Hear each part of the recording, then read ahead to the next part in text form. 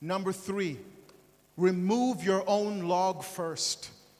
Remove your own log first. Remember, we're talking about getting rid of a judgmental, critical mindset. Remove your own log first. You can imagine what verse I'm referring to now in Luke chapter 6, verses 41 to 42. Jesus said, "Why do you see the speck that is in your brother's eye, but do not notice the log that is in your own eye? How can you say to your brother, 'Brother, let me take out the speck that is in your eye,' when you yourself do not see the log that is in your own eye? You hypocrite, first take the log out of your own eye, and then you will see clearly to take out the speck that is in your brother's eye." Just as we all have sinned and we all struggle with something, we all have splinters or a full log in our own eye, beams in our own eyes that need to be removed before dealing with other people's issues. You know, it's like on a plane. If the cabin is pressurized, they have their own atmosphere in the plane, because the higher you go, the less breathable air there is.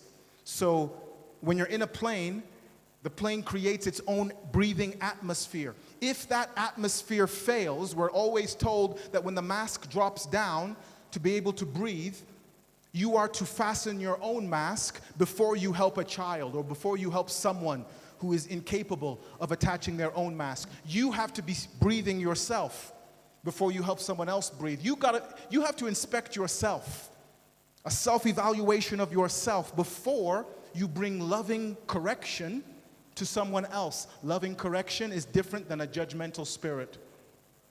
Okay? Loving correction is different. We tend to put degrees on sin and not see how vile our own sin is in God's eyes. She's living with her boyfriend. That's terrible. At least all I do is gossip. I don't do anything as bad as that, but sin is sin in God's sight.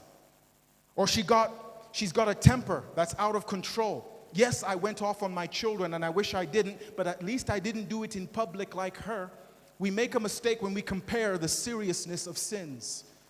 When we ask God to constantly convict our hearts of our own sins before Him, we will be less aware of and less concerned with the sins hypocrites commit and the shortcomings of others. When we're thinking about working on ourselves, there'll be less judgment on other people. When we're worried about doing some self-evaluation and some self-surgery, getting the log out of our own eye, there's less time and less energy to criticize others and be judgmental of others.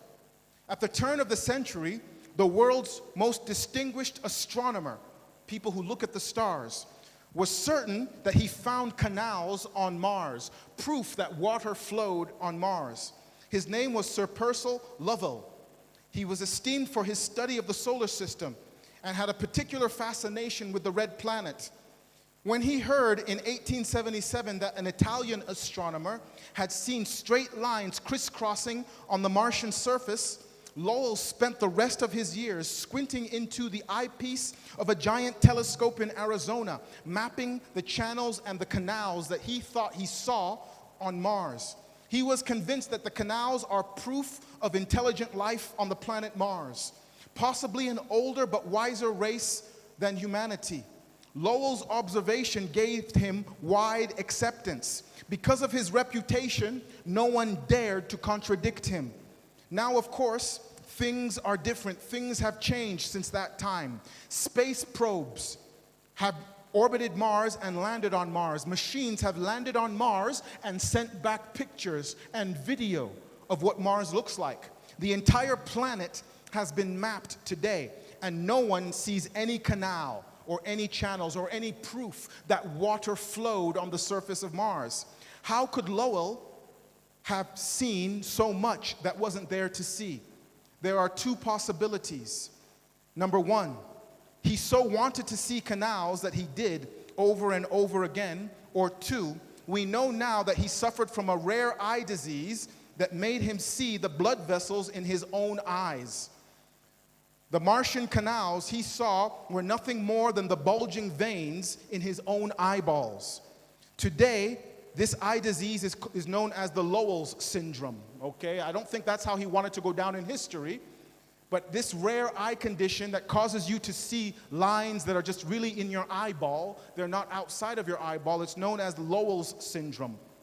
When Jesus warns that in the same way you judge others, in the same way that you judge others, you will be judged, he warns of seeing the speck of sawdust in another's eye while you're missing the plank in your own eye. This is also in Matthew chapter 7, verses 1 to 3. Could he not be referring to the spiritual equivalent of the Lowell syndrome? Over and over we see faults in others because we don't want to believe anything good about them.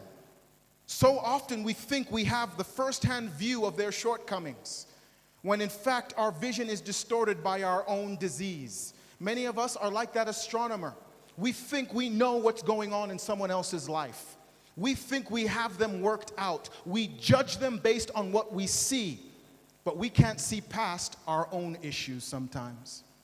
We can't see past our own problems. Are you happy you came to church today?